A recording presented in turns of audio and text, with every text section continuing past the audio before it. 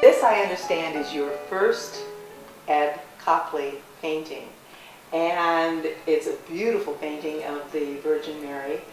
I want you to tell me, Mel, you started with telling me how you all were visiting the Sistine Chapel? Yes, exactly. We have seen so much fantastic art that, you know, your mind can only absorb so much, and at this point, you know, it's what we call art overload, because you, I mean, you could appreciate it, but you couldn't, your mind was getting to the point you couldn't store anymore, you know, where you could remember it, and you were focusing on all these fantastic things, but you knew you weren't going to be able to take it with you. And what I understand, though, is that then when you saw Ed's painting, it was like, ooh, maybe I can take it with me. Yeah, is that right? Absolutely. Well, exactly, because of all those, you know, classical paintings, the detail that goes into it, and the way he approaches painting, the materials that he uses, by making his own materials, and the quality that comes through, and you can see probably by the folds, and especially in paintings where he puts lace and those types of things, that has a realism and depth where you typically don't see those things. You see a flat surface instead of a 3D look, and that's what comes through in Ed's paintings. And when I saw this, the look on her face, I mean, it was just so amazing. And that was in the 1800s that was painted, and here's Ed doing a modern painting that looked like something that was done back in 200 years ago. Rubens and, you know, all those people. Yes, with the classical feel and touch. And I think that that's what's touching for both of you. You have this here in your home, in your private room, where you want to wake up to it each morning and feel that emotion. Right. And that's what Ed does for you, is bring that emotion. Well, every painting we've gotten from Ed speaks to us. And every time we pass his paintings, we look at it because you can't help but look at it. It's just says something to you. It's just, I don't know, it's just very... Draws you in. Yeah, exactly. Draws you in. You're wondering what they were doing and what he was thinking, and, you know, so very good, very nice. I don't really consider ourselves as collectors, because Rita and I don't buy anything that we don't personally like and want and to just have as part of us.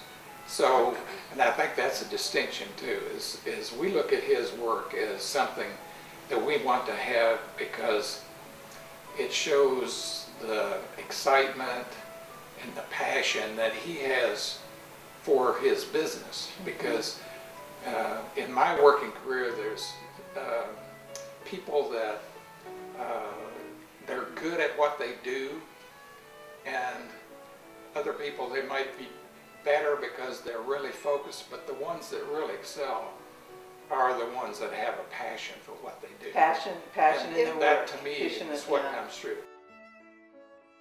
All right, Rita, I'm going to let you start. If you will tell me first how this whole trilogy, I kind of call it, what would you explain? Well, when Ed showed this to us, he had the Adoration of the Shepherds and the Resting Angel, and these were the only two of this series. And so we just fell in love with it, and he told us that he decided to do a Christmas card on this, which he did one year. But we just fell in love with it. It's just, to me, it's on panel, which is very close to looking. The depth he gets into a flat surface just floors me. I agree. Anyway, so we bought these two, and then Mel decided, well, he'd really like to have another angel on this side. And so Ed said, well, I'll just paint you another angel over there. So that's what he did, and that's how we ended up with Resting Angel. Or A sleeping angel, Resting Angel. I love it because you have Sleeping Angel as a small child, like a new angel. Like the new Jesus. The baby Jesus. And then you have Resting Angel because maybe she's Mary and she's all done tired after having a baby. You just said, I'm Resting Angel. Very good, yes. I love this story. This is the Christmas scene, and you know, it's nice from that point of view, but of all of the detail he puts into it, with all of the characters that's in there. Oh, absolutely. I think, you know, the little dog that's over here in the corner. I mean, these are things that when you start focusing on some of these paintings, is he goes to the, you know, the next step and the puts whole things story in there. is complete. Yeah, exactly. Because Well, this is each Shepherd. face Yeah. is different. Each face has their own expression. Each face is completely different. It isn't as if you've got a, you know, I don't know, it's just a different person. Almost each one is telling you a story Exactly. of what they're feeling by looking at the baby Jesus. Yeah.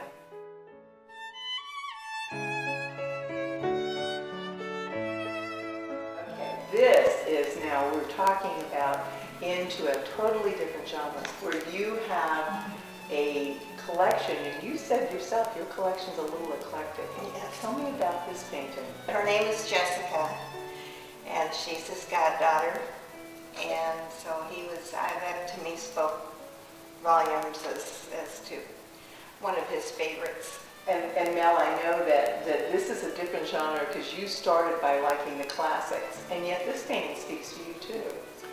It speaks to most people because most people come in and they look at it and say, oh, what a great photograph.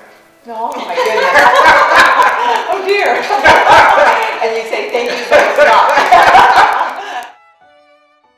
You can't. It is rustic. This is that kind of life, though. The frontier life was like that. He's probably got a dirt floor like Yeah, that. it you know, appears that way. homestead used to Yeah, have, pounded you know, dirt. It so- does look that way. Yeah, so, And and the emotion of her working to stem the blood on his wound is all over her face. I mean, she just like is so concerned, and yeah, it's just an awesome, awesome painting. He did such a beautiful job, and it brings to mind, which I know you're going to bring up as well. It brings to mind the Michelangelo's Pieta. oh, This yeah. is another religious kind of Classic, yeah. you know, whatever. And so it sort of gives you that feeling of emotion. When we Of a woman who's caring for someone she really yeah, loves. yeah, yeah. So, The thing that amazes me, if you'll look at the bottle of the water and the liquid, that you can tell it's there. Oh, And I know. it's his boots, you know. You reach out and grab the bottle and take a swig as Yeah. close to realism as you can get, you know.